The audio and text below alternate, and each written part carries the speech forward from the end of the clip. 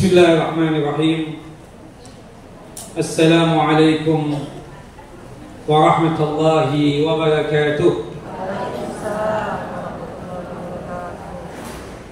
Alhamdulillah alladzi bi ni'matihi tatimmus shalihat. Segala puja puji hanya milik Allah Jalla wa Ala. Dengan nikmatnya sempurnalah berbagai macam kebaikan dan kebajikan. Salah satu nikmat yang telah Allah Jalla wa Ala anugerahkan pada kita pada hari ini, kita bisa berjumpa dengan bulan Sya'ban. Hari ini tepatnya tanggal 26 Sya'ban 1446 Hijriah. Tinggal hitungan beberapa hari lagi, 4 atau 3 hari. Jika sekiranya Allah Jalla wa Ala masih memanjangkan umur kita dalam ketaatan kepadanya, kita bisa berjumpa dengan bulan Ramadan, bulan yang sangat teristimewa di hati kita, bulan yang dimana Allah Jalla wa Ala mewajibkan atas kita untuk melaksanakan ibadah siyam atau ibadah puasa, sebagaimana yang Allah Jalla wa Ala firmankan di dalam surah Al-Baqarah, surah yang kedua, ayat 185. Syahr Ramadan alladzi unzila fihi al-Qur'an hudan lin-nasi wa bayyinatin minal huda wal furqan faman syahida minkum asy-syahra falyasum. Di bulan Ramadanlah Allah Jalla wa Ala menurunkan Al-Qur'an sebagai petunjuk dan juga sebagai penjelas dari petunjuk-petunjuk tersebut dan sebagai pembeda antara yang hak dengan yang batil. Barang siapa yang berjumpa dengan Ramadan, maka wajibnya dia berpuasa. Surah Al-Baqarah, surah yang kedua, ayat 185. Wa usalli wa usallim ala nabiyil karim Muhammad bin Abdullah wa ala alihi wa sahbihi wa man tabi'ahu ila yaumiddin. Salawat dan salam selalu tercurah kepada Nabi kita Muhammad sallallahu alaihi wasallam, Nabi yang telah mengajarkan kepada kita tentang iman dan Islam, sehingga kita bisa merasakan manisnya keimanan dan lezatnya keislaman. Nabi yang telah bersabda berkaitan tentang bulan Ramadan, khususnya ibadah siamnya, man shama Ramadhana imanan wa ihtisaban ghufira lahu ma taqaddama min dhanbi. Barang siapa yang sanggup berpuasa Ramadan dengan penuh keimanan, dengan penuh keyakinan, dengan penuh keikhlasan dan mengharapkan pahala di sisi Allah Jalla wa Ala, maka dipastikan dosa-dosanya diampuni oleh Allah Jalla wa Ala. Semoga Allah Jalla Jalaluhu memanjangkan umur kita dalam ketaatan kepadanya hingga kita bisa berjumpa dengan Ramadan. Allahumma sallimna ila Ramadan wa sallim lana Ramadan wa tasallamuhu minna mutaqabbalan. Ya Allah, antarkanlah kami untuk berjumpa dengan Ramadan. Ya Allah, jumpakanlah Ramadan kepada kami. Ya Allah, jika sekiranya di tahun ini kami berjumpa dengan Ramadan, berikanlah petunjuk-Mu, hidayah-Mu dan bimbingan-Mu kepada kami, agar kami bersemangat untuk melaksanakan ketaatan untuk-Mu, agar kami tersebut termotivasi untuk selalu beribadah untuk-Mu, melakukan amal saleh yang sebanyak-banyaknya. Ya Allah, terimalah seluruh amal ibadah yang kami kerjakan selama Ramadan. Subhanallah, bulan Sya'ban hari ini tanggal 26 1446 Hijriah. Waktu bergulir begitu cepat, berlalu hilang, pergi tak mendekat, berganti bulan, hari, jam dan menit.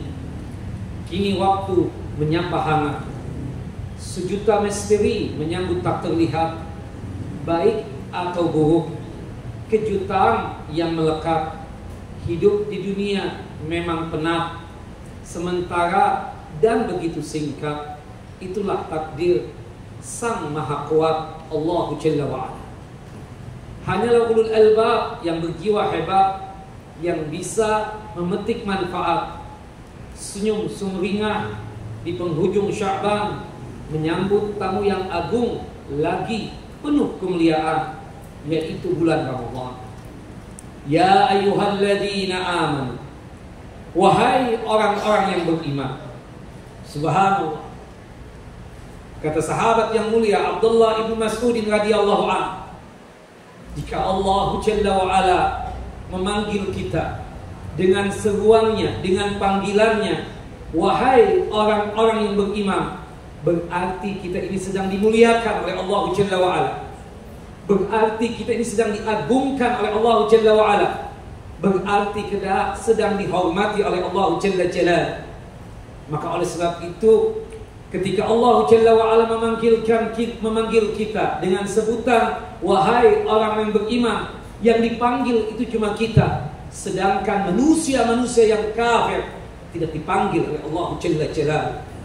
Dan pada saat Allah Jalla Jalal memanggil tersebut, pastikan kalbu dan hati kita serta pikiran kita hadir untuk Allah Jalla Jalal.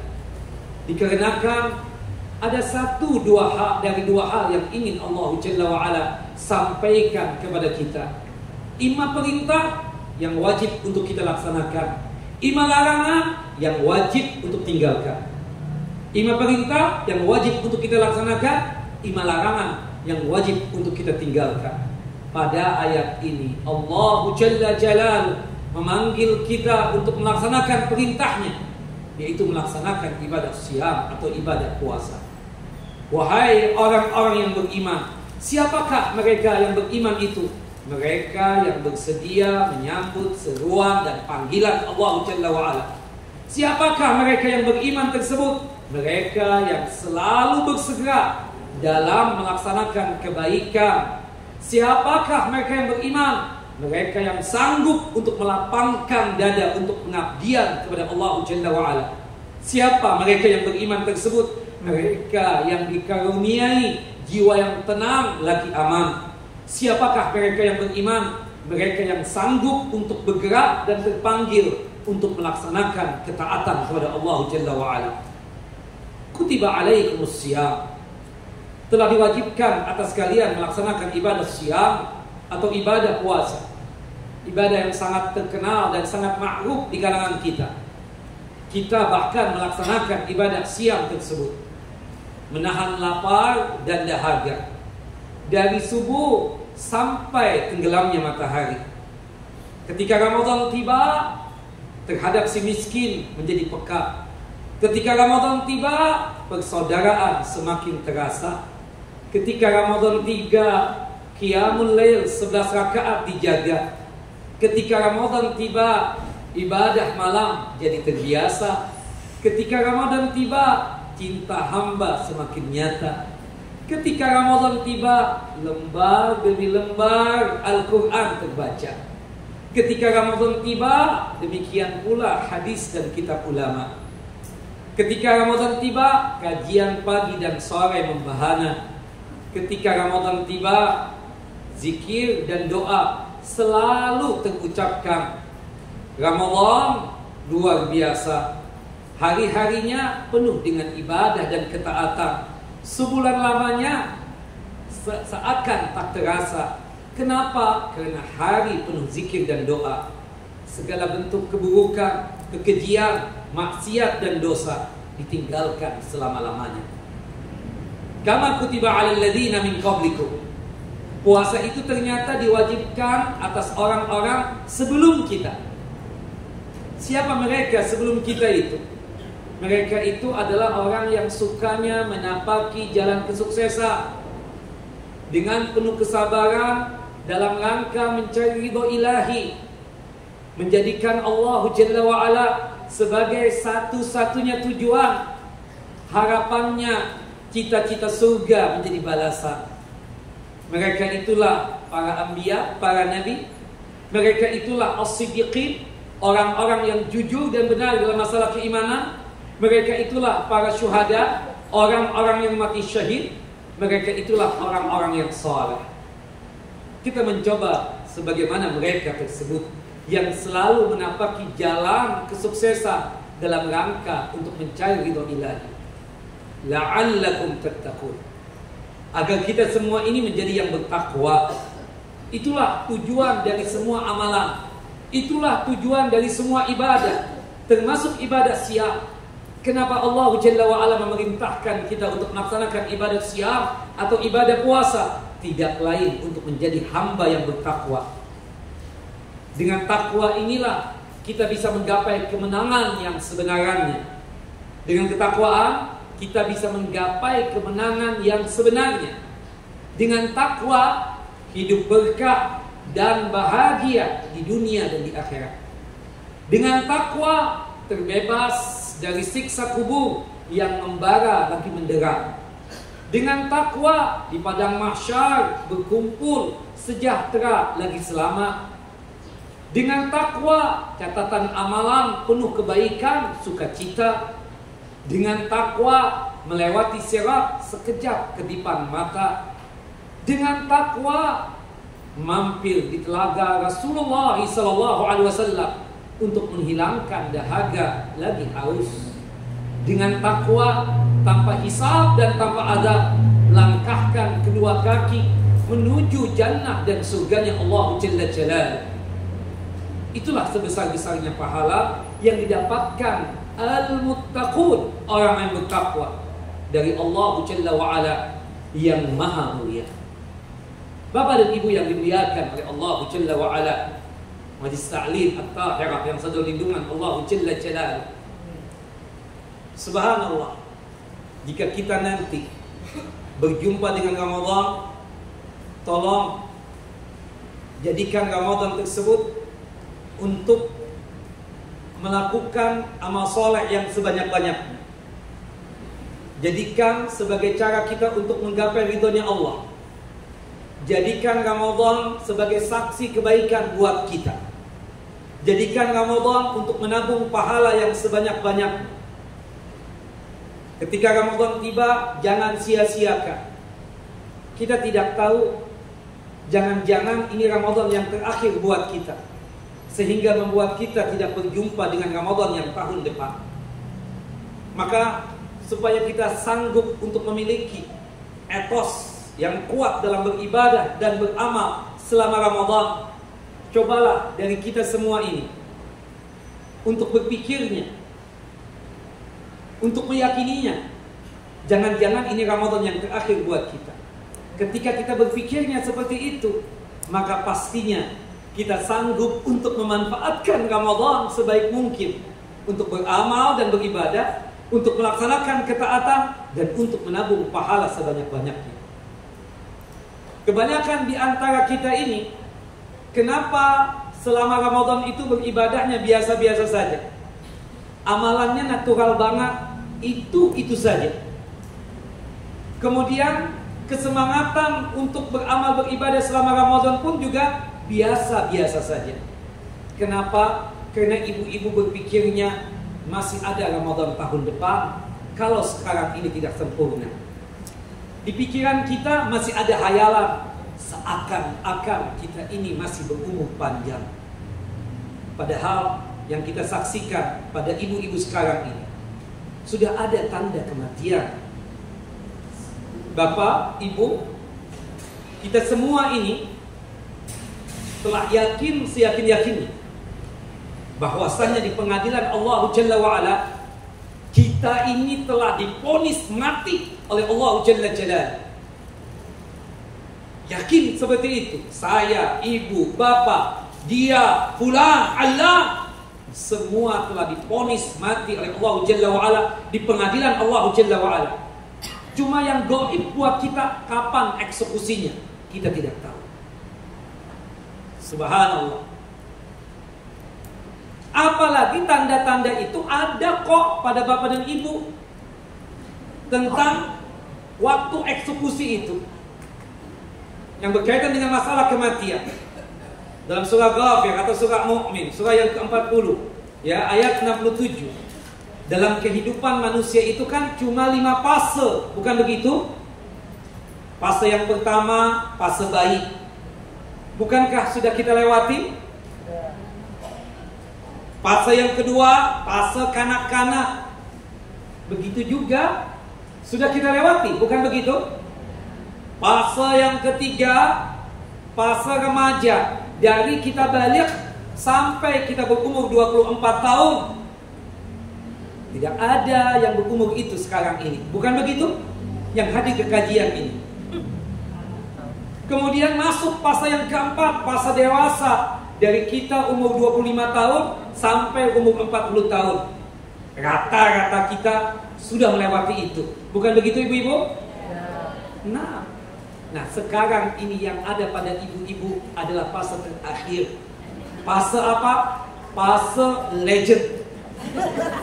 Saya tidak mau untuk menyebut tua, karena dimarahin umi saya. Subhanallah. Azhar kalau kajian di tempat ibu-ibu, memang sih nenek-nenek yang hadir, tapi jangan sekali-kali mengucapkan kata tua di hadapan mereka. Meskipun memang hakikatnya mereka tua, tapi dibilang tua mereka tersinggung. Bukan begitu ibu-ibu? Jadi yang paling aman ucapkan apa umi? Legend saja, supaya dia merasa terhormat dengan sebutan legend. Bukankah tanda-tanda kematian itu ada pada ibu dan bapak? Bukan bapak dan ibu sudah legend? Apalagi yang sudah masuk umur 60 tahun, itu dekat banget dengan kematian. Bukankah Nabi kita Muhammad SAW mengatakan dalam satu hadis yang sahih sebagai wujud sayang kepada umatnya, dari hadis Abu Hurairah radhiyallahu an, hadis yang dikeluarkan oleh Al-Imam At-Tirmidzi dan juga oleh Al-Imam Ibnu Majah. Qala Rasulullah sallallahu alaihi wasallam, Rasulullah sallallahu alaihi wasallam bersabda, "A'malu ummati ma baina 60 wa 70." Umur umatku itu antara 60 tahun dan 70 tahun saja. Aqalluhum man yuzalik. Sangat sedikit yang melewati umur 70 tahun tersebut. Dan yang melewati umur 70 tahun tersebut itu mendapatkan gelar khusus lagi dari Nabi kita Muhammad sallallahu alaihi wasallam. Gelarnya apa? Asarallahu fil ard. Tawanan Allah Jalla wa Ala yang ada di muka bumi ini. Ibu-ibu, siapa di antara ibu yang umurnya lewat 70 tahun? Satu, nanti ambil hadiah. Pak Kanda yang lewat 70 dapat hadiah. Bapak-bapak. Jelas ya? Bapak-bapak yang lewat 70? Ada satu juga, jangan-jangan suami istri nih.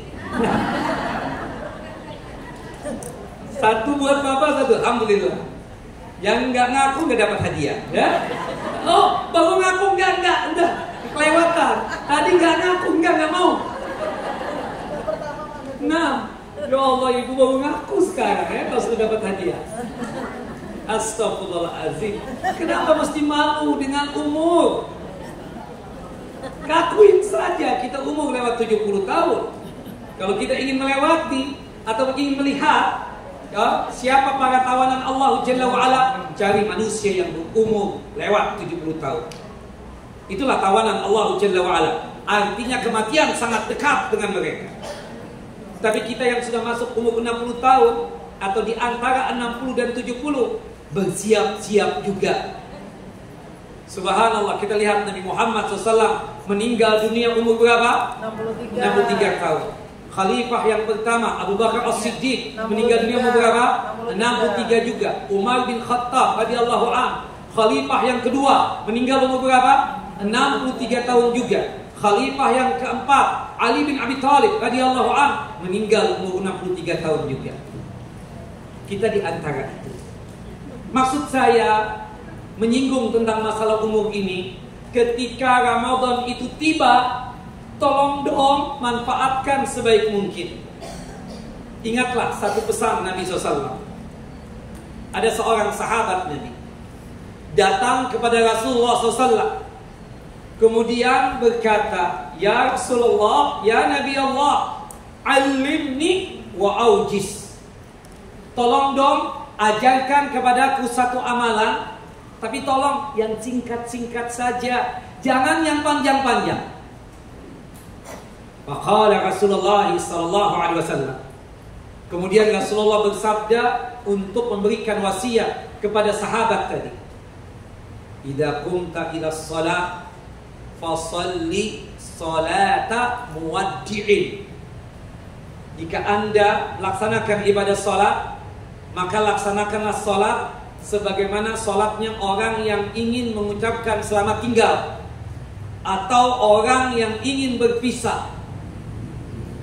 Penafsiran ulama ada dua. Maksud yang pertama dari hadis ini, ketika kita salat, pastikan segala urusan dunia, pastikan segala perkara-perkara dunia kita tinggalkan. Sebelum melaksanakan sholat, kita lucuti, kita tanggalkan segala perkara-perkara dunia. Ketika kita sholat, kita tanggalkan seluruh perkara dunia dan kita lucuti urusan-urusan dunia. Pastinya qalbu dan hati kita ini sanggup untuk hadir ke hadapan Allah Jalla wa'ala. Pastinya pikiran kita ini sanggup untuk fokus kepada Allah Jalla Jalaluhu. Itulah salat yang khusyuk. Ada juga yang punya penafsiran yang lain. Yang kedua, maksud dari ucapan Nabi, salatlah sebagaimana salatnya orang yang berpisah atau ingin mengucapkan selamat tinggal, itu salat yang terakhir bagi dia. Subhanallah, kita semua ini kan sudah divonis mati. Eksekusinya kapan? Ini sekedar menghayal, Bapak Ibu, sekedar menghayal. Seandainya ada malaikat maut yang ada di depan pintu masjid ini, pintu utama ini. Subhanallah, ada di antara ibu yang masuk ke masjid ini. Kemudian diinfokan, ibu siapa namanya? Fulanah binti Fulan. Ibu salat duha yang hari ini, salat duha yang terakhir buat ibu. Maksudnya setelah ini ibu mangkat dan wafat. Gemetar tubuh ini. Karena biasanya kalau orang dibilang yang terakhir itu, ada rasa takut yang luar biasa. Apalagi berkaitan dengan ibadah. Bu, ini salat duha terakhir ya. Sampai ke zuhur enggak? Pakai nanya lagi sama malaikat maut misalnya. Misalnya, ini misal. Bagaimana ibu tentang salat tadi? Salat duha dikerjakan dengan penuh khusyuan, dengan diliputi keikhlasan yang luar biasa. Dia hadirkan hati qalbunya untuk Allah Jalla wa'ala. Pikirannya fokus untuk Allah Jalla Jalaluhu. Subhanallah, handphone dia buang. Subhanallah, besti-bestinya, teman-temannya yang mengajak cekakak cekikik, dia nggak pedulikan. Kemudian dia melakukan takbiratul ihram dengan penuh pengharapan kepada Allah Jalla wa'ala. Setelah salat duha ini dia mangkat dalam kondisi husnul khatimah. Takbiratul ihram, pembacaan Al-Fatihah, surah setelah Al-Fatihah, ruku, iktidal, sujud, duduk di antara dua sujud sampai salam, dia lakukan dengan penuh keyakinan dan keikhlasan dan sesuai dengan tuntunan dan ajaran Nabi SAW. Sempurna betul salat duhanya tersebut. Kenapa? Karena dia berpikirnya tersebut ini salat duha terakhir. Berharap dengan salat duha ini Allah Jalla wa'ala memberikan ridha dan rahmatnya hingga masuk ke dalam jannah dan surganya Allah Jalla wa'ala. Masalahnya, kenapa bapak dan ibu salat duhanya lebih biasa-biasa saja? Malah condong gak fokus, malah condong gak khusyuk, malah cepat banget. Ketika ditegur oleh bestinya, cepat banget sholat, kok gak ada kekhusyuan sama sekali? Sayanglah, gak apa-apa lah, masih ada besok lagi. Bukan begitu? Tapi kalau kita berpikirnya, jangan-jangan di salat subuh terakhir nih, ya, pasti ibu akan khusus salat subuhnya. Tapi yang berpikir, masih menghayal umur panjang, masih ada subuh besok, masih ada lusa, masih ada pekan depan, masih ada bulan depan, masih ada tahun depan, seperti itu. Nah, begitupun juga dengan Ramadan. Jika bapak atau ibu ditakdirkan nanti ketemu dengan Ramadan nih, ini kan 3 hari 4 hari ini banyak doa aja nih. Sampai enggak umur kita untuk berjumpa dengan Ramadan, doanya diperbanyak. Terus berdoa, Allahumma sallimna ila Ramadan wa sallim lana Ramadan wa tasallamu minna mutaqabbalan. Ya Allah, antarkan kami untuk berjumpa dengan Ramadan. Ya Allah, jumpakan kami dengan Ramadan. Kita nggak tahu nih umur kita sampai nggak. Tapi kalau toh sampai, cobalah kita berpikirnya, jangan-jangan ini Ramadan yang terakhir buat kita. Maka di situ kita sanggup untuk melakukan amal ibadah, khususnya puasa, lebih baik daripada Ramadan yang telah kita lewati selama ini. Subhanallah, tidak ada lagi kata maksiat pada diri kita. Lisan kita terjaga, jauh dari yang namanya gosip dan ghibah. Lisan kita terjaga, jauh dari yang namanya dusta. Mata kita tidak jelalatan lagi. Telinga kita perdengarkan untuk sesuatu yang baik. Tidak mau lagi dengar musik, dengar hal-hal yang lagu yang melalaikan kita. Subhanallah, anggota tubuh kita betul-betul kita manfaatkan untuk ketaatan selama Ramadan. Inilah manusia pilihan, yang dimana Allah Jalla wa'ala memerintahkan malaikatnya untuk memanggil kita yang berjumpa dengan Ramadan, menerima dengan penuh kebahagiaan. Ya baghiyal khair, wahai orang-orang yang suka melakukan kebaikan dan kebajikan, akbil, terimalah Ramadan ini dengan penuh sukacita. Jadikanlah Ramadan ini sebagai cara untuk menabung pahala sebanyak-banyaknya. Jadikanlah Ramadan ini untuk menggapai ridhonya Allah Jalla Jalaluhu, hingga masuk ke dalam surga dan terhindar dari siksa api neraka. Wa ya baghiyasyar, wahai yang suka maksiat, yang suka durhaka kepada Allah Jalla wa'ala, aqsir, tinggalkan kemaksiatan kalian, bertaubatlah taubatan nasuha. Kenapa? Fa inna lillahi utaqa'a minan nar wa dzalika kulla lailatin.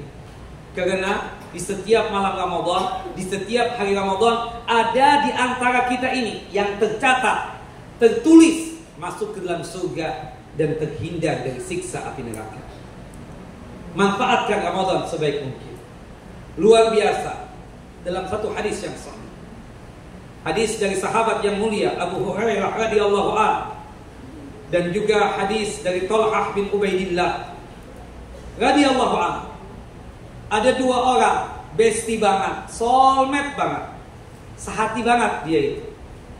Kafirnya bersama-sama. Ketika masih kafir, mereka berdua ini apa? Bersama-sama. Kemudian masuk Islam pun bersama-sama. Saking apa? Sehatinya. Luar biasa. Anggaplah namanya Fulan dan Allan. Kemudian terdengar tentang jihad, iklan jihad di jalan Allah Jalla Jalaluhu. Kemudian dua orang ini mendaftar untuk ikut berperang di jalan Allah Jalla Jalaluhu. Kemudian subhanallah, si Fulan meninggal dunia dalam kondisi mati syahid dalam peperangan tersebut. Sedangkan si Allan menyusul si Fulan yang mati syahid ini setahun setelahnya. Subhanallah. Si Fulan lebih duluan apa? Meninggal dunia, dan meninggal dalam kondisi apa? Syahid. Husnul khotimah jelas.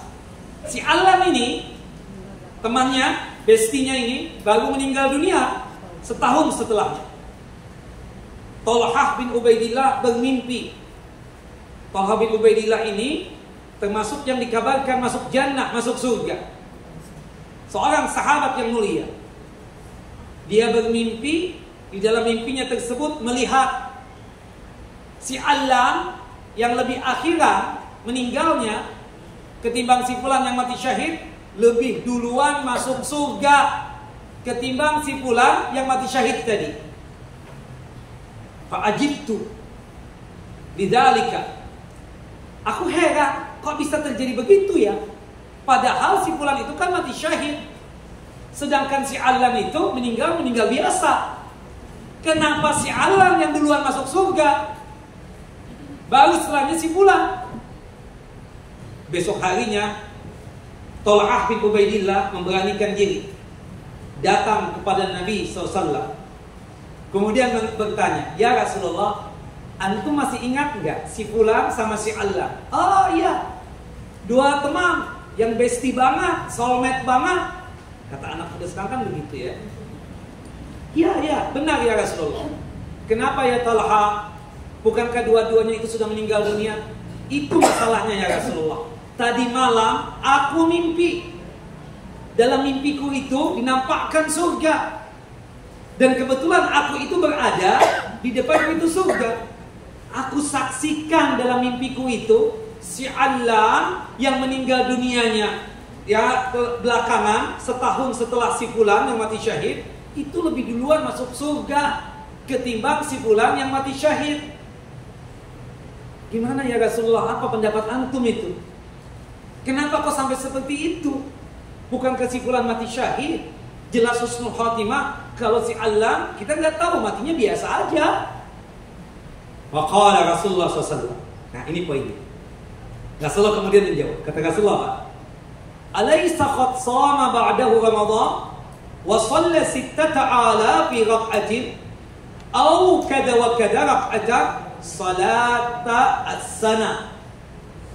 Bukankah si Allan itu dalam 1 tahun setelah meninggal si fulan mati syahid itu dia berjumpa dengan Ramadan? Na'am ya Rasulullah. Si Allan berjumpa Ramadan. Nah dia itu memanfaatkan Ramadan sebaik mungkin untuk beramal, untuk beribadah, untuk melaksanakan ketaatan, menabung pahala sebanyak-banyaknya. Bisa jadi ya Talha, sebab ini yang mengakibatkan Allah Jalla wa'ala lebih mendahulukan dia masuk surga ketimbang si fulan yang temannya tadi itu yang lebih duluan meninggal dunia, meninggalnya dalam kondisi mati syahid. Dan antum tahu tidak Talha, si Allan ini dalam 1 tahun ini dia tersebut melaksanakan ibadah salat sangat luar biasa. Bahkan hitunganku kata Nabi Muhammad SAW berdasarkan wahyu ilahi ya, itu 6.000 salat yang sudah dia kerjakan, bahkan lebih daripada itu. Artinya apa? Kita yang betul-betul memanfaatkan Ramadan untuk menggapai ridhonya Allah Jalla wa'ala, bisa jadi dimudahkan kita untuk masuk ke dalam jannah dan surganya Allah Jalla Jalaluhu. Cobalah kita berpikirnya seperti itu. Ramadan terakhir, meskipun kita masih berharap untuk berjumpa dengan Ramadan tahun depan, tahunnya lagi, tahunnya lagi, tahunnya lagi. Tapi bagaimana supaya kita ini fokus untuk beribadah? Berpikirnya begitu. Pasti ibu akan sukses beramal beribadah. Percuma bikin doa, kajian, penataran Ramadan kalau sekiranya dia berpikirnya masih panjang umur. Pasti biasa-biasa lagi. Cuma paham ilmunya, amalnya tidak. Yang paling gampang untuk membuat kita tersebut bersemangat beramal beribadah, berpikirnya apa ibu? Mati. Coba hari ini ibu berpikir mati, ibu gak bakalan gibah, gak bakalan ibu tersebut dusta, gak bakalan ibu melihat sesuatu yang aneh-aneh, gak bakalan telinga ini mendengarkan sesuatu yang maksiat. Jari jemari ketika posting juga hati-hati banget. Kosakata yang keluar, kosakata yang baik, yang tidak mau menyakitkan hati. Kenapa ibu berpikirnya apa? Seperti subhanallah. Maka oleh sebab itu ya, kita sebagai hamba yang bertakwa betul-betul memanfaatkan Ramadan sebaik mungkin. Berpuasalah wahai insan yang beriman. Titilah jalan pendahulu kita, yaitu para anbiya, para nabi, as-siddiqin, orang-orang yang jujur dan benar dalam masalah keimanan, asy-syuhada, orang-orang mati syahid, kemudian as-salihin. Jangan sombong bapak dan ibu, itu pastinya tak berbelas kasihan. Setiap hidup berjumpa kematian. Boleh jadi ini terakhir Ramadan. Siapkan bekal takwa untuk perjalanan. Raihlah pahala banyak untuk kemenangan. Boleh jadi Ramadan tahun depan cuma menjadi sebuah harapan karena umur tidak kesampaian. Nah, ibu-ibu yang dimuliakan oleh Allah Jalla Jalaluhu, itu cuma sekedar spirit Ramadan.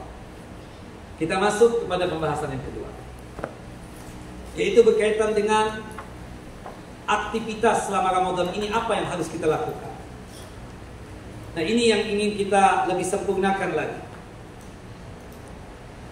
Kita berusaha dalam sehari itu berapa jam? 24 jam. Detik ke menit, menit ke jam, jam ke hari.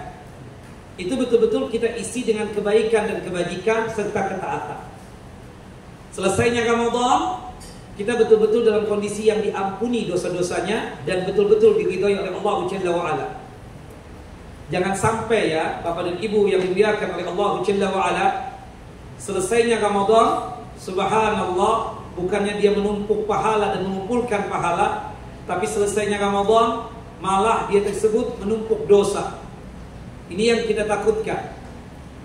Suatu hari Nabi kita Muhammad SAW itu pernah menaiki mimbar beliau, dan kebetulan banget mimbarnya Nabi Muhammad SAW itu memiliki anak tangga yang jumlahnya ada 3. Setiap kali menaiki anak tangga dari mimbar beliau pada hari itu, beliau mengucapkan amin. Para sahabat kemudian bertanya, "Ya Rasulullah, alaman amanta?" Apa yang antum aminkan itu? Sampai 3 kali mengucapkannya. Kata Nabi Muhammad SAW, tadi Jibril datang kepadaku dan berdoa 3 permohonan. Aku disuruh untuk mengaminkannya. Salah satu dari doanya Nabi Muhammad SAW adalah, Ragima anfu abdin aw ba'uda dakhala alaihi Ramadan falam yurfadlah. Celaka dan merugi seseorang hamba yang mendapati bulan Ramadan, berjumpa dengan Ramadan, kemudian Ramadan berlalu dalam keadaan dosa-dosanya belum diampuni oleh Allah Jalla wa Ala. Bukannya perjumpaan dia dengan Ramadan diisi dengan kebaikan, dengan ketaatan, menabung pahala sebanyak-banyaknya. Tapi subhanallah, Ramadan diisi dia dengan maksiat dan perbuatan durhaka kepada Allah Jalla wa Ala. Selesai Ramadan, bukannya dia tersebut menumpuk dan mengumpulkan hasanat dan pahala. Selesainya Ramadan malah menumpuk dosa dan maksiat. Orang seperti ini celaka dan merugi dan tidak diampuni dosanya oleh Allah Jalla Jalaluhu. Kemudian kata Jibril alaihissalam kepada Muhammad, "Ya Muhammad, tolong aminkan doaku itu." Amin. Faqultu amin. Ya, aku ucapkan amin. Jibril yang berdoa, Nabi Muhammad yang mengaminkan, mustajab banget Bapak Ibu. Hati-hati, jangan sampai kita terkena doanya Jibril alaihissalam ini. Kata Al-Imam Qatadah rahimahullah rahmatan wasi'ah, "Man lam yughfar lahu fi Ramadan, falan yughfar lahu fi ma siwa." Barang siapa yang tidak diampuni di bulan Ramadan, maka sesungguhnya di hari yang lain ia pun akan sulit diampuni oleh Allah Jalla wa Ala. Al-Habib Ibnu Rajab rahimahullah rahmatan wasi'ah mengatakan, tatkala semakin banyak pengampunan dosa di bulan Ramadan, maka barang siapa yang mahrum, barang siapa yang tidak mendapati pengampunan dosa tersebut, sesungguhnya dia telah terhalangi dari kebaikan yang banyak. Na'udzubillah min dzalik. Baik, Bapak dan Ibu yang dimuliakan oleh Allah Jalla wa Ala, 24 jam dalam bulan Ramadan dari melaksanakan sahur. Apa saja amalan sahur itu? Yang pertama Bapak dan Ibu, kita bangun dari tidur kita. Kita duduk di atas kasur kita. Kemudian kita tersebut mengusapkan wajah kita. Itu yang dicontohkan oleh Nabi. Setelah itu baca doa. Doa bangun tidur. Siapa yang hafal doa bangun tidur dapat hadiah. Ibu-ibu, angkat tangan. Ya, Ibu.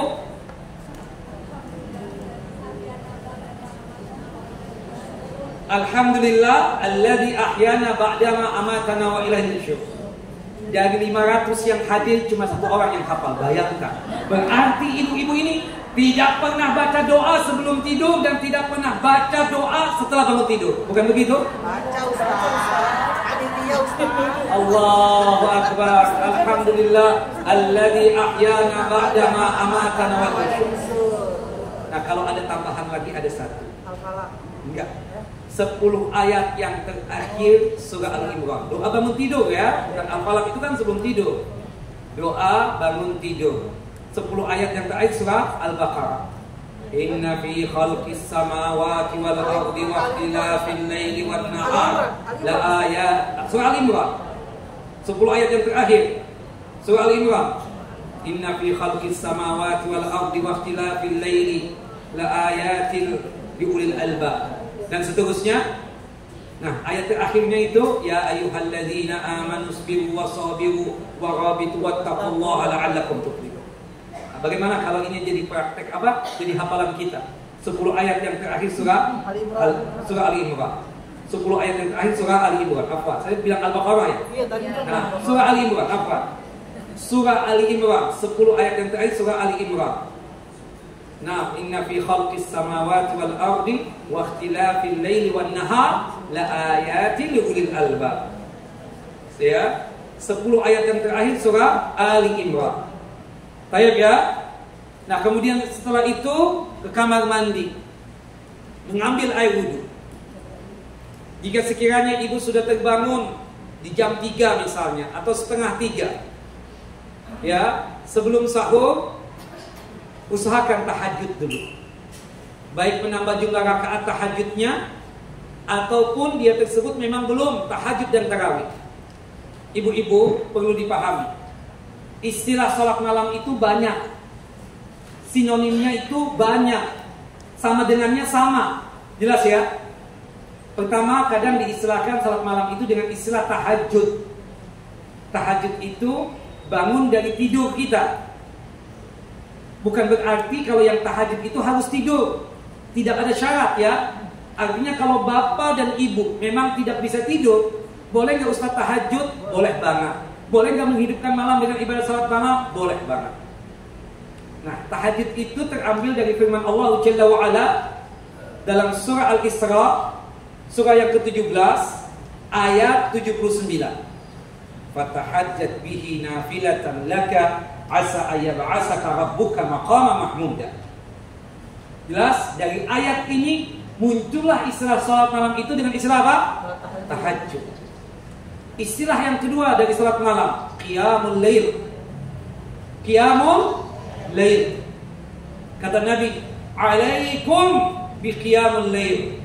Hendaknya kalian tersebut menghidupkan malam dengan ibadah salat malam. Karena itu adalah tradisinya orang-orang terdahulu, para sahabat, tabi'in, tabi'ut tabi'in. Itu sebagai cara untuk mendekatkan diri kepada Allah. Dan dengan salat tahajud atau qiyamul lail tadi, atau salat malam tadi, itu sebagai cara untuk menjauhkan diri kita dari dosa dan maksiat. Subhanallah. Dari hadis ini muncul istilah salat malam yang kedua apa? Qiyamul lail. Jelas Bapak Ibu? Kemudian istilah yang ketiga, tarawih, yang kita sebut di Ramadan itu. Tarawih sama dengan salat malam, sama dengan tahajud, sama dengan apa? Qiyamul lail, tidak ada bedanya. Kenapa tarawih? Karena Rasulullah per 2 rakaat atau per 4 rakaat dari salat malam beliau beristirahat. Muncullah istilah salat malam itu dengan istilah apa? Tarawih. Tarawih itu sendiri artinya rehat, beristirahat. Nah, makanya kan kita tahajud misalnya 11 rakaat, 8 tahajud, 3 witir. Kita mengerjakannya misalnya boleh 4-4-3 dan sunnahnya afdalnya 2 salam 2 salam. Nah, per 2 rakaat salam jangan langsung apa? Kita berdiri. Rehat sebentar sambil berzikir. Oke, Bapak-bapak. Apakah ada zikir setelah salat sunnah? Ada tidak Pak? Tidak ada. Apa salah? Ya, ibu-ibu, ada tidak? Ada.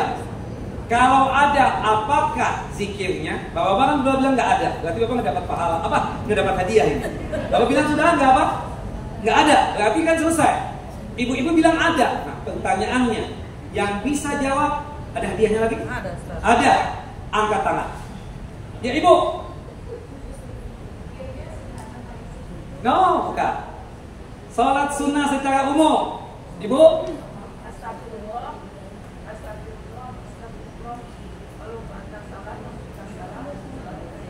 Nah, iya. Istighfar 3 kali. Astagfirullah, astagfirullah, astagfirullah. Allahumma antas salam wa minkas salam. Tabarakta ya dzal jalali wal ikram. Jelas ya? Nah, jadi 2 rakaat yang pertama selesai, rehat, baca itu. Astagfirullah, astagfirullah, astagfirullah. Allahumma antas salam wa minkas salam. Tabarakta ya dzal ikram. Masuk 2 rakaat yang kedua. Selesai 2 rakaat yang kedua, baca itu lagi. Nah, sampai di witir. Ibu, tadi yang doa ibu tadi itu witir, Bu. Nah, tapi kan yang saya tanya itu zikir yang sifatnya umum, berkaitan dengan seluruh salat sunnah. Setelah kita witir, kita baca dulu istighfar 3 kali. Astagfirullah, astagfirullah, astagfirullah. Allahumma antas salam wa minkas salam. Tabarakta ya dzal jalal ikram. Subhanallahi quddus, subhanallahi quddus, subhanallahi quddus, rabbul malaikati war ruh. Jelas Ibu? Nah, kemudian istilah yang selanjutnya, yang keempat, qiyamul Ramadan. Itu pun salat malam. Jadi tarawih sama dengan qiyamul Ramadan, sama dengan tahajud, sama dengan apa? Qiyamul lail. Kata Nabi, man qama ramadhana imanan wa ihtisaban ghufira lahu ma taqaddama min dzambi. Barang siapa yang sanggup menghidupkan malam Ramadan dengan ibadah salat malam. Istilah yang digunakan oleh Nabi apa? Qiyam Ramadan. Dari hadis ini muncullah istilah apa? Salat malam itu dengan sebutan Qiyam Ramadan, yang artinya menghidupkan malam dengan ibadah salat malam. Jelas Ibu-ibu? Terakhir yang kelima, salatul lail. Salatul lail, yang sama dengannya semuanya apa? Salat malam. Jadi ibu-ibu, bapak-bapak, pertanyaannya itu dirubah. Ustaz, kami sudah tarawih bersama imam, termasuk witirnya. Boleh gak kami tahajud nanti jam 2, jam 3? Pertanyaan begitu jangan ditanyakan lagi. Karena tarawih dan tahajud itu sama, nggak ada bedanya. Pertanyaannya kita rubah. Ustaz, bolehkah menambah jumlah rakaat tarawih atau tahajud qiyamul lail jika kami jam 2 atau jam 3 sudah terbangun sebelum sahur? Paham Bu pertanyaannya? Jelas ya? Karena apa? Tarawih dan tahajud itu sama, tidak ada bedanya. Qiyamul lail dengan tarawih, tahajud sama, tidak ada bedanya. Qiyamul Ramadan, tarawih, tahajud, salatul lail, tidak ada bedanya. Sama dengannya apa? Salat malam. Bapak-bapak jelas? Pak jelas Pak? Ibu-ibu jelas? Enggak jelas ibu-ibu. Saya yakin enggak jelas. Pasti ada pertanyaan lagi nanti, Ustaz boleh nggak tahajud kalau sudah tarawih? Jelas ya? Saya yakin ada nanti itu. Jelas nggak Bu? Jadi pertanyaannya dirubah. Ustaz, kami tadi tarawih 11 rakaat sama imam. Nah, berhubung sudah legend begini kan Ustaz biasanya malam-malam udah bangun tuh jam 2, jam 3. Boleh nggak Ustaz menambah jumlah rakaat lagi? Nah, itu pertanyaan yang benar. Bukan pertanyaannya, Ustaz, tarawih kami udah, boleh nggak kita tahajud lagi? Nggak begitu pertanyaannya. Jelas Bu? Kadang Ustaz membenarkan aja pertanyaan ibu, harusnya disalahkan pertanyaan begitu ya. Jelas ibu-ibu? Oke, jelas ya. Nah, jam 3 bangun. Ustaz, saya sudah ikut tarawih tadi dan witir juga, tapi ingin menambah jumlah tarawihnya dan tahajudnya. Bolehkah? Boleh. Tapi bapak dan ibu tidak boleh witir lagi. Tidak boleh witir. Karena sudah apa? Sudah witir. Kata Nabi kita Muhammad SAW, la witrana fil lail. Tidak ada 2 witir dalam satu malam. Jelas ibu-ibu? Jelas. Baik, Ustaz, kita ini memang punya keinginan untuk bangun malam, ya, untuk tahajud lagi. Pertanyaan saya, witirnya itu bagusnya di depan apa di belakang? Maksudnya sebagai penutup. Ibu, kalau ibu yakin akan bangun malam nanti, maka alangkah baiknya witirnya itu dijadikan sebagai penutup. Ibu ikut aja dengan imam yang tarawih tadi itu. Nah, lalu bagaimana dengan witir? Nah begini, witir tetap diposisikan di belakang. Karena ibu punya keyakinan akan bangun malam. Ibu punya cita-cita ingin bangun malam lagi sebagai penutup. Kalau begitu Ustaz, 8 rakaat keluar dari imam. Tidak. Tetap ikut dengan imam. Ibu-ibu perhatikan, tetap ikut dengan imam, ya. Tapi niatan kita berbeda dengan imam. Imamnya witir, kita tarawih atau tahajud. Imamnya 3 rakaat, kita 4 rakaat. Imamnya salam, kita tambah 1 rakaat. Jelas ibu? Imamnya ganjil, kita genap. Jelas ya? Enggak jelas. Oke. Jelas ibu? Itu kalau misalnya kita ikut dengan imam begitu. Kenapa? Ustaz, emang nggak boleh Ustaz 8 rakaat langsung keluar? Begini Bapak Ibu. Kalau Bapak dan Ibu langsung keluar 8 rakaat karena punya niatan yang baik, ingin tahajud lagi dan menjadikan witir sebagai penutup, tapi teknisnya salah. 8 rakaat keluar dari imam karena imam sedang melaksanakan witir. Nah, kalau ibu seperti itu, ibu tidak mendapatkan pahala seperti menghidupkan malam dengan ibadah sholat malam semalam suntuk. Kata Nabi Muhammad SAW di dalam hadis yang sahih, hadis dari Abu Dzar Al-Ghifari radhiyallahu anhu, man qama ma'al imam hatta yansarifa kutiba lahu qiyamul lailatin. Barang siapa yang sholat malamnya, tarawih, tahajud, qiyamul lail berjamaah dengan imam sampai selesai, baru ditulis pahalanya seperti menghidupkan malam dengan ibadah sholat malam, ya, semalam suntuk. Jelas ibu-ibu? Bapak jelas? Ustaz, ana nggak ada niatan untuk bangun malam. Ana sholat tarawih dan witir bersama imam. Tahu-tahu jam 2 udah bangun.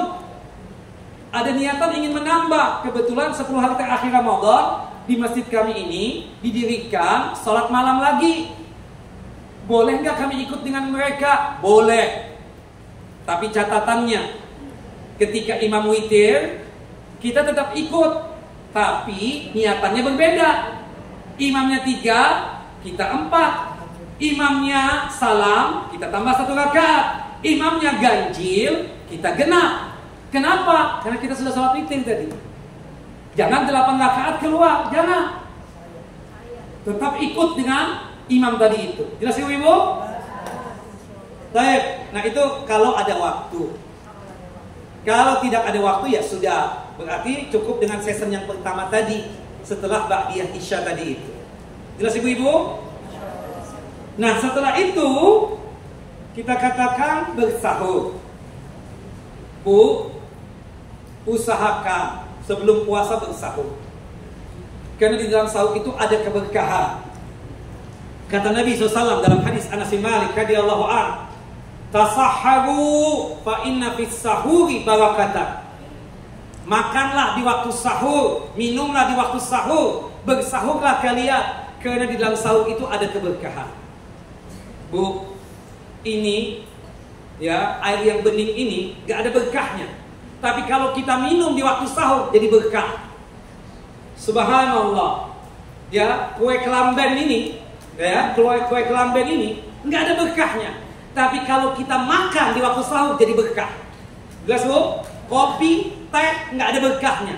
Tapi ketika kita minumnya, ketika waktu sahur atau untuk kita gunakan untuk sahur, ada berkahnya kopi dan teh.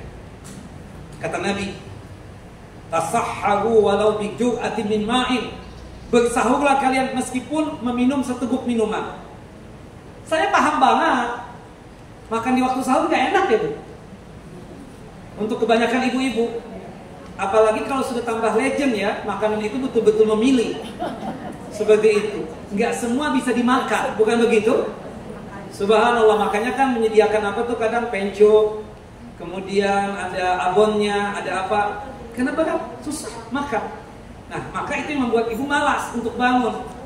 Semalas-malasnya kata Nabi, untuk bersahur, minumlah seteguk minuman supaya kita mendapatkan keberkahan. Kenapa? Keberkahannya luar biasa. Dengan kita bersahur, poin pahala yang banyak kita dapatkan. Yang pertama, bukankah Nabi Muhammad SAW sebelum melaksanakan puasa Ramadan bersahur? Nah, ketika kita bersahur dalam rangka mencontoh Nabi Muhammad, bukankah ini sama dengannya pahala dan hasanat? Belum kita puasa sudah dapat pahala. Bu, Yahudi, Nasrani juga berpuasa.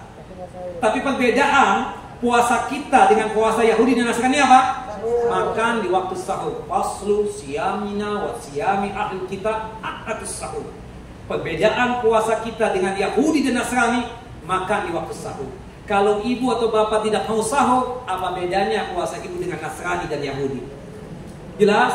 Ketika kita bersahur dalam rangka untuk menyelisih puasanya mereka, berarti ini poin pahala yang kedua kita dapatkan. Keberkahan yang kedua. Yang ketiga, ini yang ajibnya lagi. Ajib banget ini. Rasulullah mengatakan apa? Innallaha wa malaikatahu yusalluna 'alal mutasahhirin.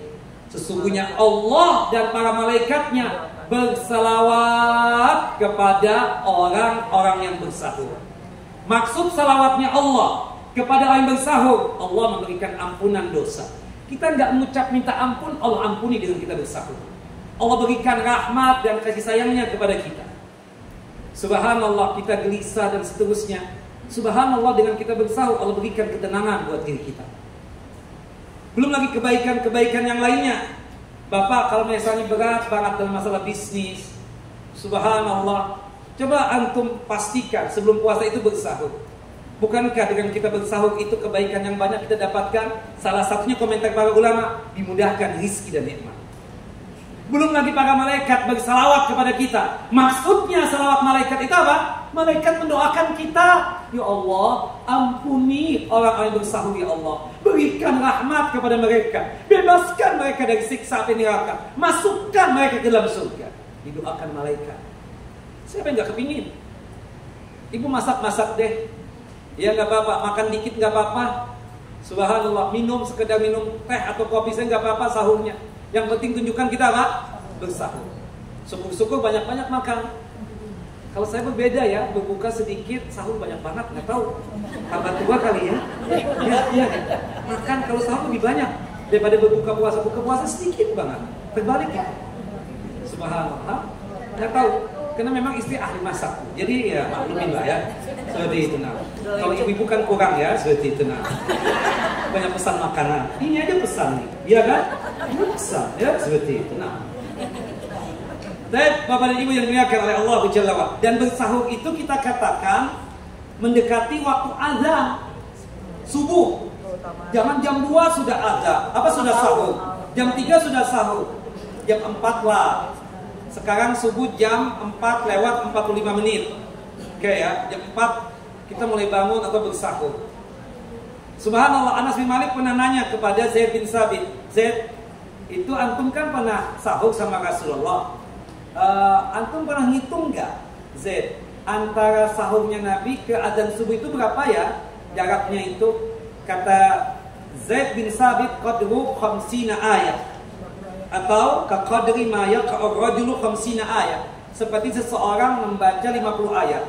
Jujur ibu-ibu, 50 ayat berapa menit? 15. Gak cukup 15 menit ibu. Saya yakin ibu-ibu itu 20 menit atau 30 menit 50 ayat itu. Apalagi yang baru belajar. Innalladzina amanu. Itu bisa sampai 1 jam itu 50 ayat. Saya yakin itu. Saya ingin ngetes, karena nggak enak, ibu legend. Ini bisa baca Quran atau tidak? Ingin banget ngetes gitu loh. Ini jangan ngaku, saya muridnya Azhar, tapi nggak bisa baca Quran. Memalukan. Subhanallah. Anggaplah 30 menit ya. Karena kan kita makannya macam-macam kan. Tradisi kita itu kan nasi, ada putih. Tapi ada juga kadang yang kuning, ada juga yang merah. Kemudian belum lagi misalnya nasi. Macamnya kan banyak. Ada serundeng, ada pencok, ada tahu, ada ayam goreng, ada ikan. Subhanallah. Kan beda memang, kita kan tipis. Kita suka ikan, suami suka ayam. Makanya kita banyak kadang bikin itu. Jelas ya? Jarang yang satu macam itu. Nasi kotak saja kalau buka puasa ada berapa macam? Perhatian nggak? Ya, ada 3 2 lauk. atau 3 macam? 3 lauk. 2 atau 3 lauk tuh. Nggak apa-apa, it's okay. Apalagi kan ibu setelah ini pasti ngopi dulu, ngeteh dulu, belum lagi vitamin-vitaminnya, ya kan?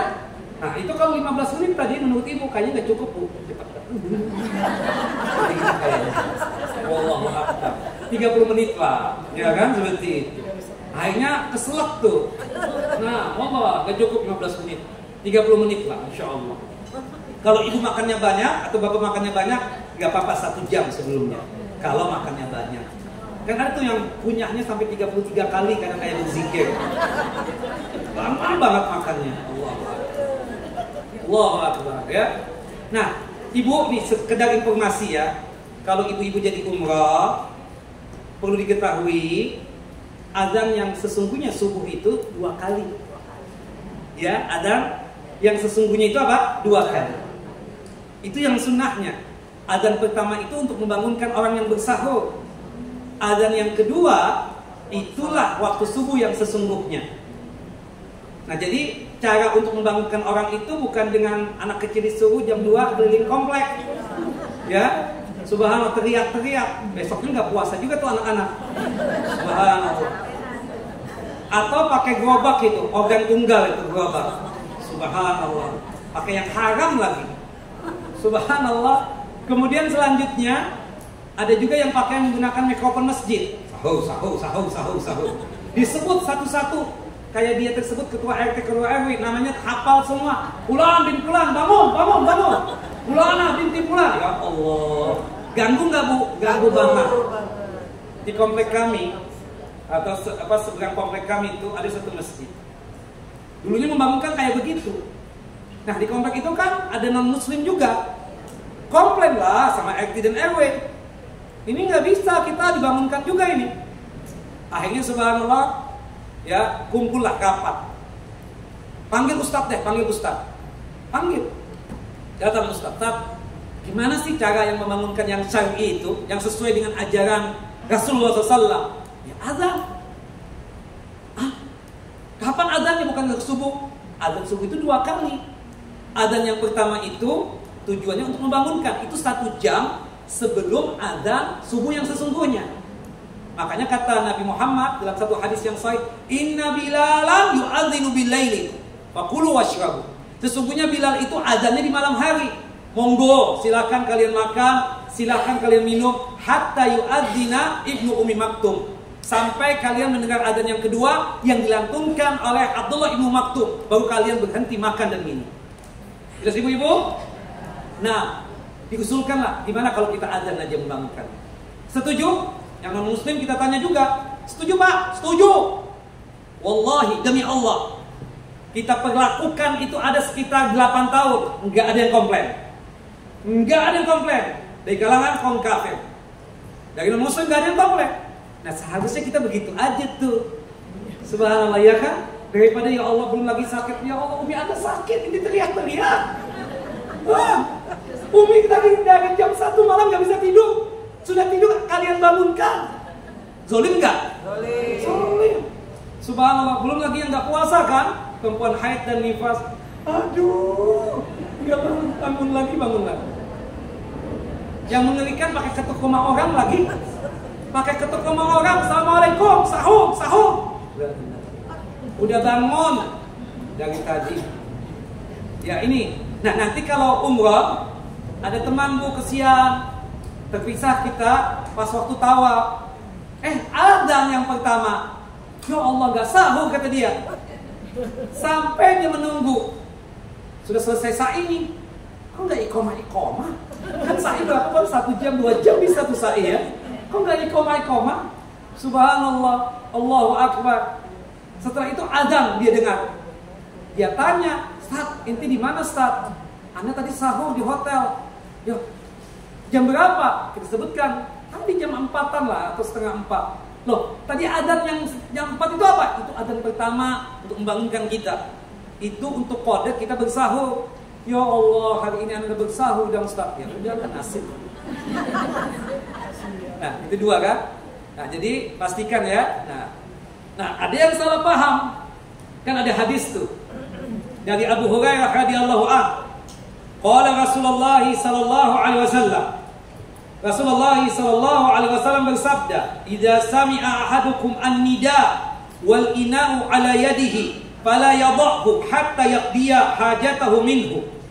Apabila salah seorang mendengar azan subuh, makanan ya, yang piring atau gelas masih ada di tangannya, jangan letakkan itu gelas dan piring sampai dia puas untuk makan dan minum, sampai dia menyelesaikan hajatnya.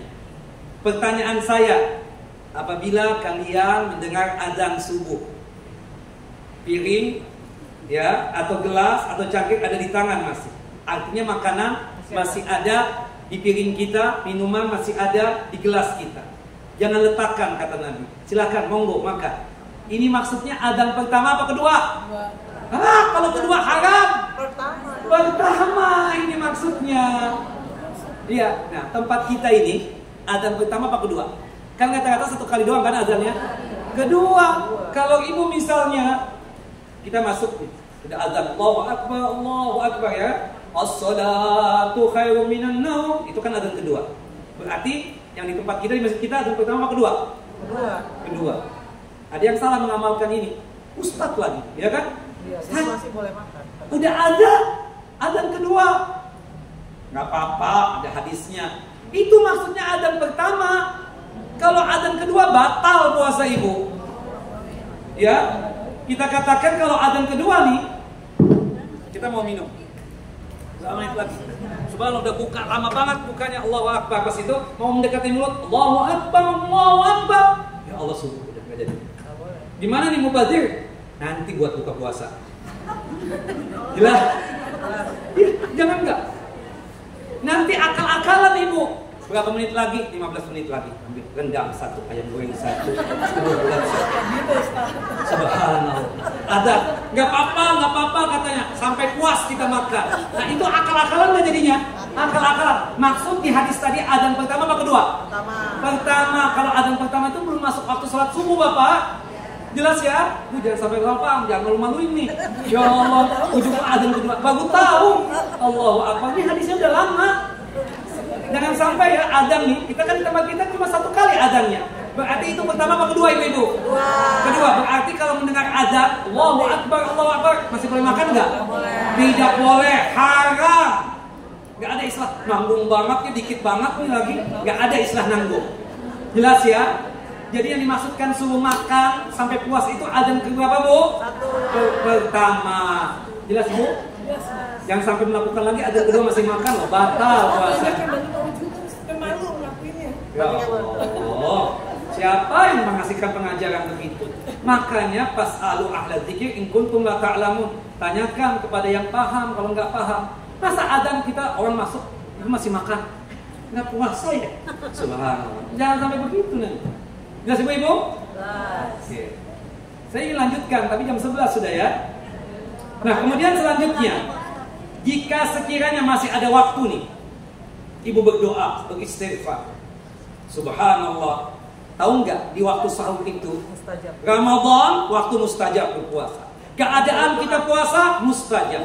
Ada waktu khususnya, di antaranya waktu sahur. Di waktu sahur itu Allah Jalla wa Ala turun ke langit dunia. Kata Allah Jalla wa Ala kepada kita semua, "Man yad'uni fa astajibalah." Siapapun yang berdoa di antara kalian, wahai hamba-hambaku, pasti aku ijabah, pasti aku kabulkan.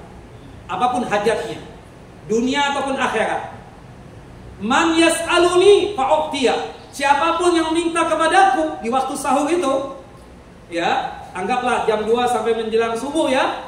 Itu pada saat Allah Jalla wa Ala turun ke langit dunia itu di sepertiga malam terakhir, terutama di waktu sahur. Kita minta kepada Allah Jalla wa Ala, baik dunia ataupun akhirat.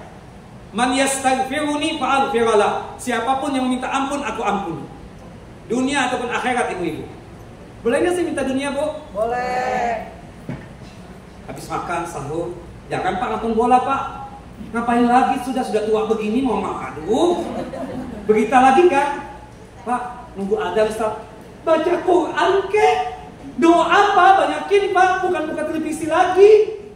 Ya Allah, belum tentu tahun depan ketemu lagi. Bukan doakan Pak, Insya Allah kita semua panjang umur dan ketaatan kepada Allah. Doa dunia misalnya, kakak minta, ya Allah, ya Rahman, anugerahkanlah kepadaku ya Allah tas yang itu ya Allah. Wismitom atau boleh nggak? Minta sama Allah, bukan minta sama manusia. Sama manusia kita malu. Sama Allah, ya Allah anugerahkan ya Allah. Di depan rumah, di depan masjid Al-Fatihah ini ada rumah yang mau dijual ya Allah. Ya Allah anugerahkanlah rumah itu menjadi milikku ya Allah. Ya Allah titipkanlah rumah itu untukku ya Allah, ya Rahman ya Rahim. Dunia kan? Boleh nggak? Boleh. Ibu banyak muskil apa? Ada masalah muskilah, curhatkan kepada Allah di waktu sahur itu. Mustajab doanya, mustajab. Ya Allah ya Rahman ya Rahim, anugerahkanlah kepada putraku ya Allah agar tahun ini bisa berjodoh ya Allah. Atau ya Allah anugerahkanlah kepada putriku ya Allah bisa berjodoh tahun ini ya Allah. Minta sama Allah. Subhanallah ya. Curhatkan apa yang ingin dicurhatkan kepada Allah di waktu sahur itu. Kalau curhat sama ustaz ya sekedarnya ya ibu sabar bu ya habis gimana bu ya udahlah. Tapi kalau ibu curhat sama Allah jelas itu. Jelas akan diijabah, jelas akan ada solusi, jelas ada jalan keluar, jelas ibu dibagi, jelas dan pasti akan diijabah. Gak pernah kan manfaat? Enggak, handphone dipegang.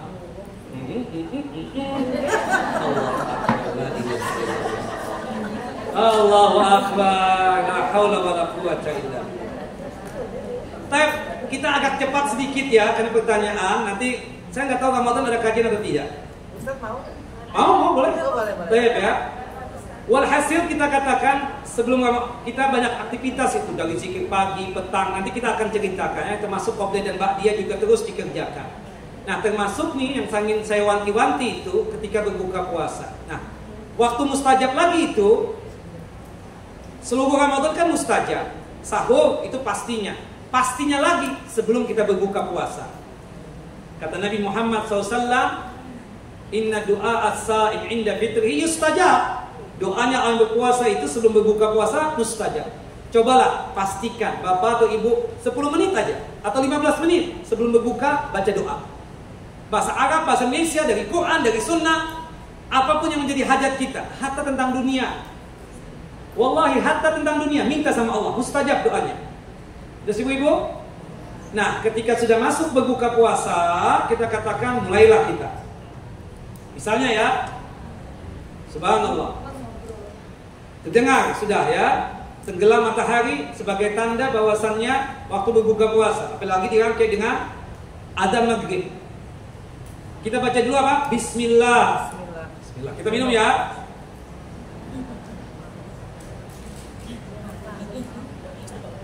Sudah basah nih urat-urat leher dengan air ini atau dengan teh atau kopi atau sirup atau yang sejenisnya.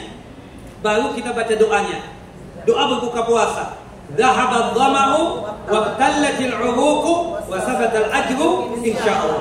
Dhahabad dhama, telah hilang dahaga dan haus. Wabtallatil 'uruq, telah basah urat-urat leher. Wa sabatal ajru insyaallah. Insyaallah ditetapkan pahala kita hari ini. Jelas ya? Berbukanya apa aja boleh. Memang afdolnya ada rutab rumah basah. Harus ganjil nggak Ustaz? Enggak. Sesuai kemampuan kita. Kalau rutopnya itu dari majdul, enjol itu kan gede banget. Satu juga kenyang tuh. Tapi kalau kholas nggak kenyang-kenyang, kecil banget tuh. 7, 8, 10 nggak kenyang-kenyang karena kecil banget. Rumah kan macam-macam. Ya kalau nggak ada rutop, tamar, rumah kering. Kalau nggak ya air biasa. Seperti itu. Tapi Ustaz, kalau kami sih biasanya buka puasa pakai bakso, boleh nggak? Boleh. Nggak ada masalah. Silahkan aja. Yang penting batalkan puasanya. Jelas ya? Nah, yang jelas. Ini ada pertanyaan, Ustaz. Kami dalam kondisi datang tamu yaitu haid. Amalan apa yang kami kerjakan selama Ramadan itu jika kami tidak berpuasa? Ibu-ibu, berkaitan dengan perempuan haid dan nifas, yang tidak boleh itu kan cuma 5. Yang pertama ibadah sholat, baik sholat wajib ataupun sholat sunnah. berdasarkan hadis dari Ibunda Aisyah radhiyallahu anha. Yang kedua, puasa, baik puasa wajib ataupun puasa sunnah, berdasarkan hadis dari Ibunda Aisyah radhiyallahu anha. Yang ketiga, tawaf. Tawafnya toh, sedangkan manasik umrah dan haji yang lainnya boleh. Cuma tawaf toh yang enggak boleh. Berdasarkan hadis dari Ibunda Aisyah radhiyallahu anha. Yang keempat, ditalak atau dicerai. Berdasarkan hadis dari sahabat yang mulia Abdullah ibnu Umar bin Khattab radhiyallahu anhuma. Yang kelima, yang tidak boleh, maaf kalau bahasa kurang sopan, jima atau melakukan hubungan intim, hubungan suami istri. Berdasarkan firman Allah dalam surah Al-Baqarah, surah yang kedua ayat 222. Cuma 5 yang nggak boleh, ibu-ibu. Selainnya boleh, baca Quran banyakin. Boleh nggak? Boleh. Boleh, hatamkan Quran itu. Ya, jangan sampai kita lagi haid, alas deh ibadah. Enggak. Baca Quran, boleh. Hadis yang melarang perempuan baca Al-Quran ketika haid dan nifas, hadisnya palsu, hadisnya dhaif. Derajatnya sangat lemah sekali. Jadi ibu-ibu, zikir pagi dan petang. Boleh. Laksanakan. Nah, zikir pagi kapan waktunya? Setelah salat subuh. No. Dan Ketika masuknya waktu salat subuh. Berakhirnya tenggelam. yang benar, berakhirnya waktu zikir pagi itu ketika datangnya waktu zuhur. Itu pendapat mayoritas ulama. Panjang dong waktunya, subuh ke zuhur.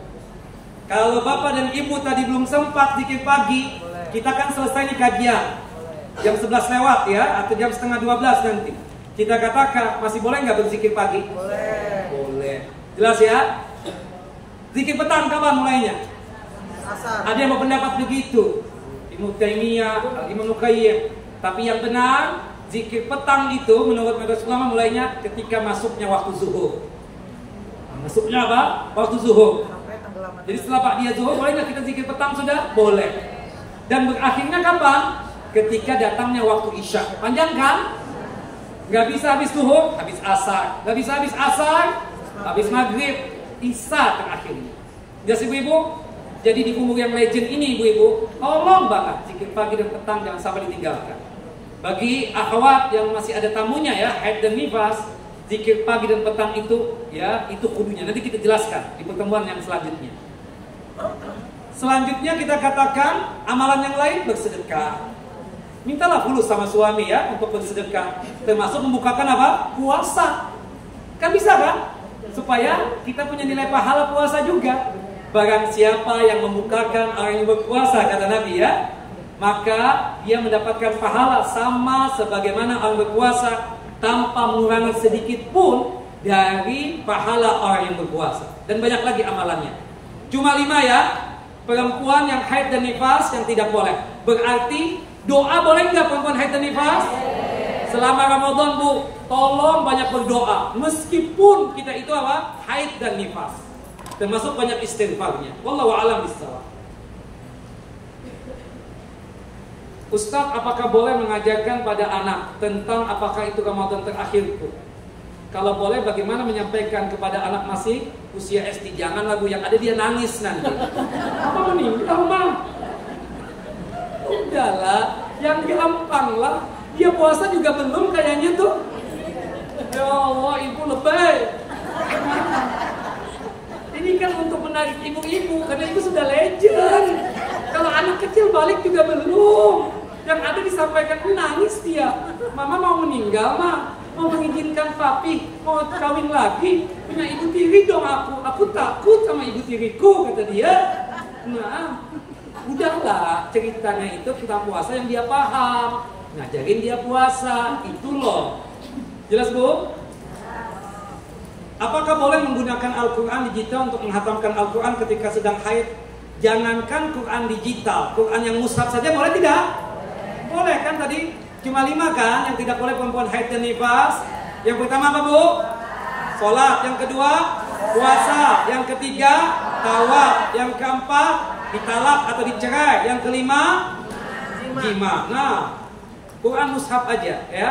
Membaca Al-Quran lewat mushaf lebih utama ya. Lebih ya, pahalanya lebih banyak kita katakan. Karena digital itu, handphone itu kan bukan mushaf. Makanya boleh kita bawa ke kamar mandi. Kalau mushaf nggak boleh, ya kan? Begitu. Bagaimana kalau waktu sudah mepet banget? Mau imsak, apakah sholat tahajud atau masak dulu? Ya masak dulu lah. Masak dulu juga nggak sempat kayaknya. Makanan yang ada aja yang kita makan sudah. Seperti itu. Makanya persiapkan diri. Kan ada rice cooker nggak? Ibu punya rice cooker nggak? Atau sama sejaman kayak di zaman dulu lah. Ini kita zaman dulu subhanallah, orang jam 2 bangun. Saya masih ingat tuh. Karena masak dulu dia kan. Karena khawatir ya nasinya basi nanti. Makanya mereka jam 2 sudah apa? Sudah bangun. Masya Allah, zaman dulu luar biasa. Sekarang kan tinggal dipanasin doang. Paling 5 menit selesai. Wallahu a'lam. Masa Ustaz ngajarin juga begituan, Bu? Ibu lebih paham lah. Ustaz, bagaimana hukum berpuasa orang tua yang sudah lansia? Ibu, ada 6 golongan yang dibolehkan untuk tidak berpuasa. Yang pertama, orang yang sakit. Sakit yang membuat dia tidak bisa berpuasa. Yang kedua, musafir. Musafir yang dia memang secara fisik tidak sanggup untuk berpuasa. Yang ketiga, lansia. Lansia yang memang tidak sanggup dia secara fisik berpuasa lagi. Ibu-ibu lansia enggak? Lansia, cuma masih kuat. Kan fase yang keberapa ibu nih? Fase kelima kan terakhir. Lansia enggak? Lansia, cuma masih kuat. Iya kan? Tak berarti tetap wajib berpuasa. Ini lansia yang tidak kuat lagi berpuasa. Wa 'alal ladzina yutiqunahu fidyatun ta'amu miskin. Bagi mereka yang tidak sanggup lagi berpuasa. Siapa? Lansia. Baik yang laki ataupun yang perempuan. Yang lansia tidak sanggup lagi berpuasa diganti dengan membayar fidyah, memberikan makan kepada golongan fakir dan miskin. Nah, bagi bapak atau ibu yang sudah lansia, pastinya semua yang hadir ini rata-rata lansia. Ya, tapi yang tidak sanggup berpuasa. Sedangkan ibu masih kuat nggak berpuasa, Bu? Ibu lansia yang masih kuat berpuasa karena fisiknya masih kuat. Jelas, Bu? Golongan yang keempat, haid dan nifas. Boleh tidak berpuasa dan itu pembatal puasa ya. Yang kelima adalah perempuan hamil. Yang keenam, perempuan menyusui. Jika kita hamil dan kita takut akan kondisi fisik kita dan kondisi si janin, maka lebih bagus apa? Tidak puasa. Dan itu diberikan rukhsah oleh Nabi kita Muhammad SAW dalam hadis Anas bin Malik radhiyallahu anhu. Termasuk perempuan menyusui. Bu, saya mau nanya, kalau hamil sama menyusui lapar nggak sih, Bu? Lapar nggak? Lapar banget kan? Makanya kalau hamil dan menyusui inginnya makan aja, ngemil aja. Maklumin bapak-bapak, memang lapar. Nah, lapar itu kan kalau lapar pasti nggak kuat dong fisik itu, lemah. Makanya diizinkan untuk apa? Tidak berpuasa. Wallahu a'lam bishawab. Ustaz, jam berapa batas sholat tahajud dan sholat malam itu, tarawih itu sampai subuh? Dari Isya masuk waktu Isya, tepatnya setelah dia Isya, udah mulai tahajud dan witir ya, sholat malam dan witir. Ya, tarawih dan witir sampai datangnya waktu subuh. Wallahu a'lam. Ustaz, bagaimana cara menghilangkan rasa tidak suka kepada seorang? Saya khawatir rasa tidak suka ini akan mengganggu ibadah Ramadan saya. Bu, begini ya. Ini sebagai penutup kajian. Kita berusaha untuk menghilangkan sesuatu yang tidak baik di hati kita dan pikiran kita. Pahalanya besar. Meskipun kita sudah tidak kumpul lagi dengan dia. Jelas ya? Sebagaimana yang terjadi dengan Nabi SAW dengan sahabat yang mulia siapa? Wahsy. Ya, Wahsy bin Harbin. Wahsy ini siapa, Bu? Masih ingat gak? Wahsy ini yang membunuh siapa? Yang membunuh Hamzah bin Abdul Muttalib. Tapi ketika masuk Islam disambut oleh Nabi, dituntun oleh Nabi. Tapi Rasulullah setelah dia masuk Islam itu, dia mengatakan, ya Rasulullah, ya Wahsy, tolong ya, hindari aku. Jangan ketemu aku lagi.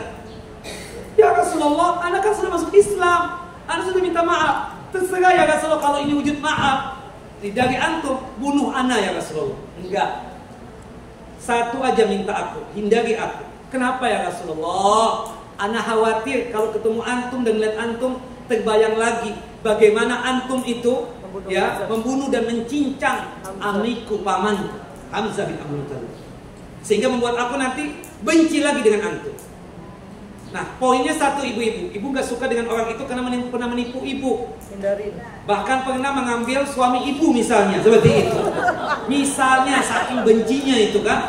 Ini kan ada teman kejadian, makanya subhanallah jangan terlalu berlebihan tuh mengenalkan teman kita dengan suami kita, jangan lebay banget gitu loh. Bahaya yang begituan. Sekedarnya aja.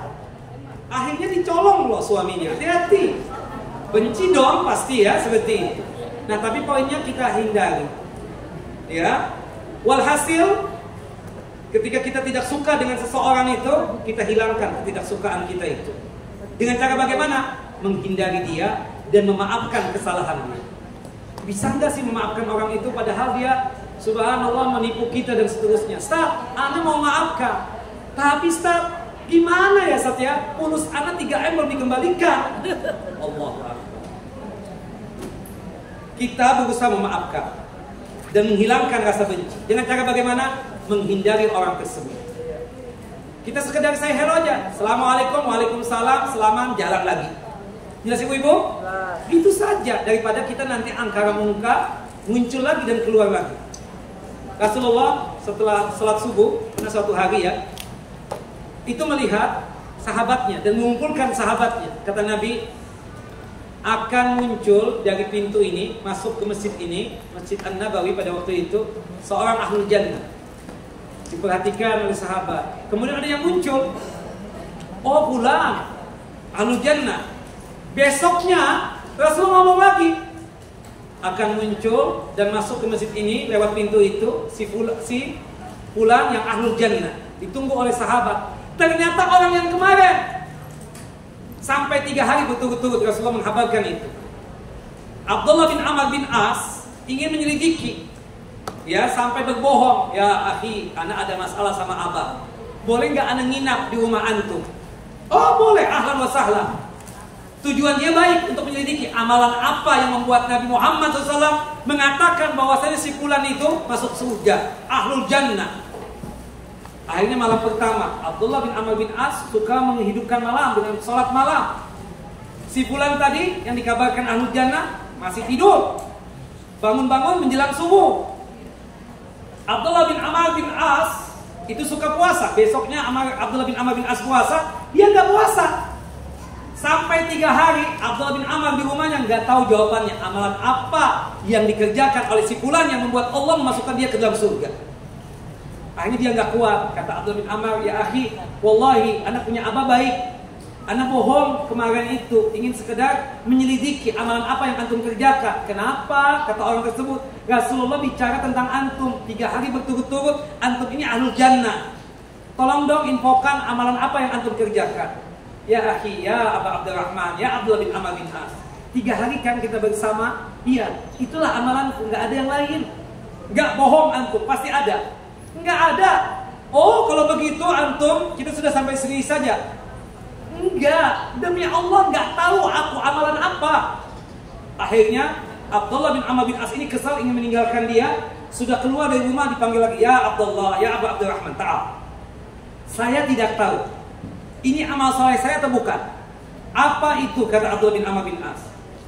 Kita dalam sehari ini kan pagi sampai malam pasti ketemu dengan orang kan. Ada yang menyenangkan buat kita, ada yang tidak menyenangkan. Ada yang berbuat baik dengan kita, ada juga yang zalim kepada kita. Nah, orang-orang yang tidak baik dengan aku, yang zalim kepada aku, baik dengan lisannya ataupun perbuatannya, aku pastikan sebelum tidur aku maafkan dia.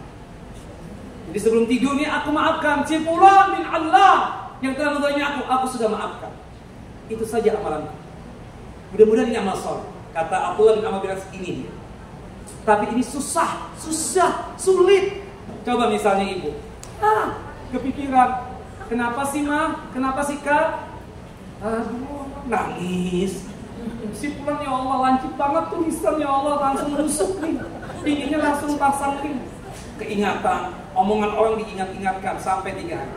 Coba bersikap cuek bebek gitu, dan kita berusaha untuk memaafkan dengan bagaimana? Menghindari orang itu, menghindari orang tersebut. Nah, mudah-mudahan dengan cara itu kita bisa masuk surga. Jangan jadi pendendam, jangan menjadi orang yang sangat membenci orang dan seterusnya. Wallahu a'lam bishawab. Cukup ibu-ibu ya. Insya Allah kita lanjut lagi lain kesempatan. Kalau masih ada hadiahnya di pending bulan depan. Baik. Barakallahu fikunna, barakallahu fikum Bapak dan Ibu. Ya, semoga Allah Jalla wa Ala memanjangkan umur kita dalam ketaatan kepadanya hingga kita bisa berjumpa dengan bulan Ramadan. Amin ya rabbal alamin. Wassallallahu Nabi Muhammad wa ala ali Muhammad. Kita tutup kajian kita dengan masing-masing kita baca doa kafaratul majlis. Subhanakallahumma wa bihamdika asyhadu an la ilaha illa anta astaghfiruka wa atubu ilaik. Wassalamualaikum warahmatullahi wabarakatuh.